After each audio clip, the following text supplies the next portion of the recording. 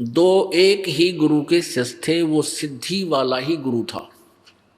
तो सिद्धि वाले गुरु ने अपने शिष्यों को बता रखा था कि बेटा ऐसे साधना करो, ऐसे साधना करो, सिद्धि प्राप्त करो और तुम्हारी महिमा हो जाएगी संसार में। तो कुछ दिनों के बाद गुरु जी का देहांत हो गया। तो दोनों चेले उस कुटिया ने छोड़कर चल पड़े। एक इधर को चला गया, एक दूसरी साइड में। उनमें से एक को परमेश्वर कबीर जी का ज्ञान मिल गया।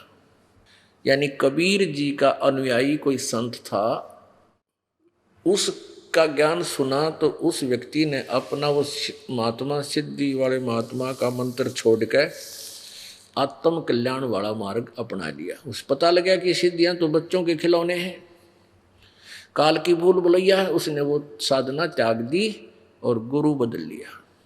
तो उस ज्ञान के आधार से उस सिद्ध वाले एक चेले ने उस संत से उपदेश ले लिया। और वो तो परमात्मा पाने के लिए घर छोड़ के गया हुआ था, वो सिद्ध वाला चेला। तो उसने अपने गुरुजी की प्रत्येक आज्ञा का पालन किया, जो तत्वदर्शी संत था। उसने पूरी श्रद्धा से सेवा भी की, प्रत्येक खरा हुआ प्रत्येक पॉइंट से। तो उस संत ने उसे मरने से पहले, मृत्यु से पहले अपना उत्तराधिकारी बना दिया, बेटा तू नाम दिया करिए। और ऐसा वो शरीर फिर छोड़ गए। फिर वो चेला वहां से भी, वो एक दिन फिर दोनों, वो पहले वाला उसका गुरु भाई जो सिद्ध वाला चेला था, और स्वयं वो कहीं एक समागम था, कोई संतों का मेला सा भर जाता है एक दरिया के ऊपर, यानी नदी के ऊपर किनारे पर। तो वहां दोनों मिल गए 12 वर्ष के बाद। कुशल मंगल हुई। तो उस सिद्ध के चेला जो सिद्ध वाली ही साधनाएं कर रहा था, उसने उस तत्वदर्शी कबीर पंथी संत का शिष्य होने वाले अपने गुरु भाई से, अपने मित्र से पूछा कि भी तूने क्या कमाई की 12 वर्ष में। तो कबीर पंथी शिष्य का चेला होने के बाद वो शिष्य कहता है कि मन ने तो भाई सब कुछ पा लिया, कल्याण का मार्ग मिल गया, भक्ति का सही विधि मिल गई, अपनी भक्ति कर रहा हूं और कल्याण हो जाएगा। कहने लगा कोई तूने सिद्धि प्राप्त करी है तेरे पास कोई? तो बोला भाई ये डड़े डोन की हमने कति जरूरत कोई ना। तो वो कहता है सिद्ध का चेला कि देख तने तो जीवन खो दिया अपना, और मैंने 12 वर्ष में सिद्धि प्राप्त की है। क्या की है? जल के ऊपर के ऐसे चला गया परले किनारे जैसे जमीन पर चलता है, और फिर वापस आ गया न्यो का न्यो पट पट पट करता हुआ। और न्यो गर्व से कहता देखा तने तो अपना जीवन खो लिया, मैंने देख कितनी सिद्धि कर ली। वो कबीर पंथी शिष्य का जो चेला था वो कहने लगा भले आदमी, तने 12 वर्ष में 2 अन्य की कमाई करी। यो किश्ती वाला एक आना में तो परली तरफ ले जाता है, एक आना में उल्टी छोड़ दे। तने तो 12 वर्ष में 2 अन्य की कमाई करी है, क्यों डरे ढो रहा है? फिर वो मित्र था, उसको भी परमात्मा की चाह थी, उसको पूरा ज्ञान समझाया। तो वो भी कहने लगा भाई फिर मन तो जीवन खो दिया, मुझे भी अपने गुरु जी से, मुझे भी ये नाम दिला दे, मेरा कल्याण करवा दे। फिर वो शिष्य रोने लग गया, जो कबीरपंथी शिष्य का चेला था, फिर वो रोने लग गया। तो वो सिद्ध कहने लगा कि आप क्यों रो रहे हो?